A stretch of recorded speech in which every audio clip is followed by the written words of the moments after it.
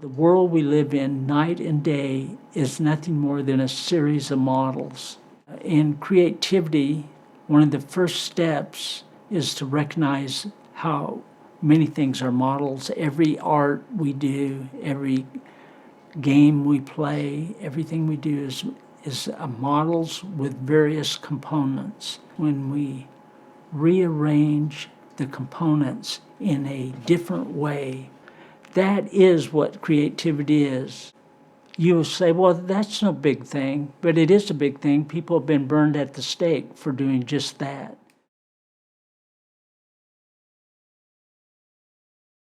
My name is C.J. Bradford, and I'm a professional artist, and I go to art festivals. I got into art, I think, because of the fact that I wasn't a very good student. I always considered words big, clumsy rocks that I had to move around and never could get in the right order to say what I really meant. But I could draw a picture, and that would say exactly what I meant, though I couldn't really explain all that it really meant to myself. In high school, I was a wrestler, and I got a scholarship at Oklahoma University. Like a lot of young people in sports, you're going for the sport, and then you got to take something. And so I always liked art, and so I thought, well, I tried that. The professors didn't really like what I was doing, and I didn't want to do what they wanted. But I had a friend. He said, why don't you do what you like and go to art festivals, and maybe people will buy it. And so that's what I did.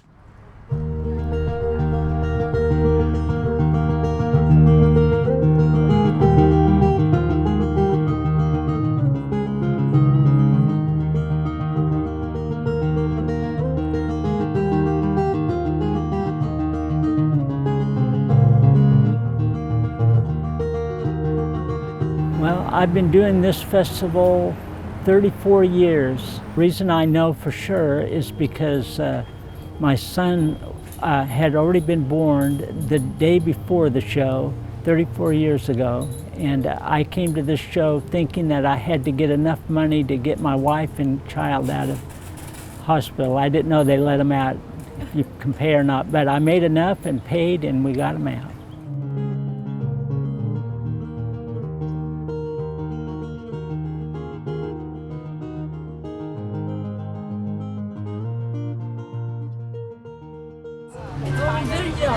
They won't let you park out Oh, they won't. there.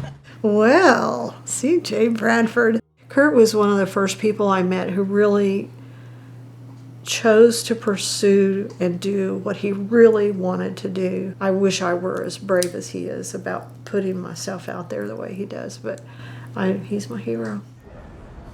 When I was in the Oklahoma University, they brought in these people that were somebodies in the art world. It was a couple, and they came from New York, and they were in a prestigious galleries there, and they showed slides of what their display was, and they had a kid, and they hung his dirty diapers on a line, and that was their art. And so I raised my hand and said, what's the difference between garbage and fine art? We were taught that to go to a show like this would be an artistic prostitute. So that's how bad it was looked upon. The theory is that if you go to the public, then what the public likes begins to influence you so much that you lose your creativity. But I find the very opposite, that there is a pressure there, but the public lets you know if the king isn't wearing any clothes. And in museums, sometimes that happens. The question is, what is fine art and what is garbage? They would have a hard time defining that, but the public knows.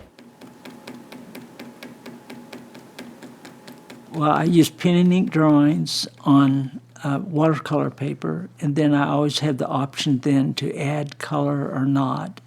And I prefer just black and white because that shows my pen work, which is the thing that I like doing the most. And the color sort of hides the pen work. But I found through time that part of my compromise for survival was to put color, because color sells 2-to-1 compared to just pen and ink, black and white.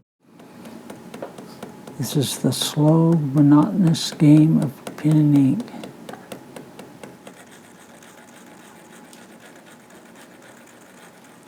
Some artists do art for the result, and people that are in pen and ink do it because they enjoy the process. And so that's why either a process person or a result person. I think cartooning is probably the best way to describe it. It's not realistic, and the things I draw aren't necessarily realistic. I may do weird creatures or rabbit creatures or anything I need or want to express the ideas I want. I never tried to do realism particular. In fact, I did one picture that was of an ocean scene with waves and so on, and I just couldn't stand that it was realistic, and I had to put a little tiny rubber duck in it. I just always want to stick something in there that's out of joint. Well, I did this picture first many years ago. The trick to the picture is that you have men trying to overcome the wall in a macho way, and even if they get over, they have to deal with the monster.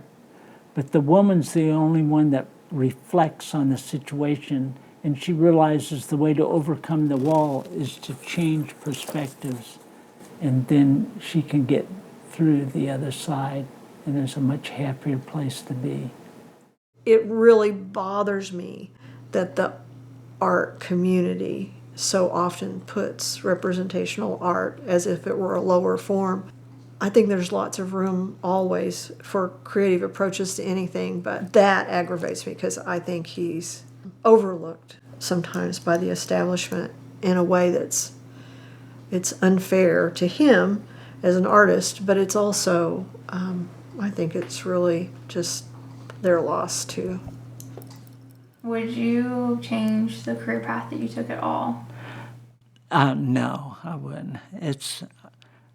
No, I've really enjoyed it. I can't believe I got away with this. It just doesn't seem right because I know that many people labor day after day in jobs they don't really like, and that sometimes that's just what you have to do. But God has been so good to let me get away with this and to have the right wife to help me through it all. So I've had several people who've used my art for tattoos. Really? Yeah. That's awesome. Except for they don't give them credit or pay. Yeah, see, there's print rights, and I just go, well, after you die, let me know. And we'll figure out what to do.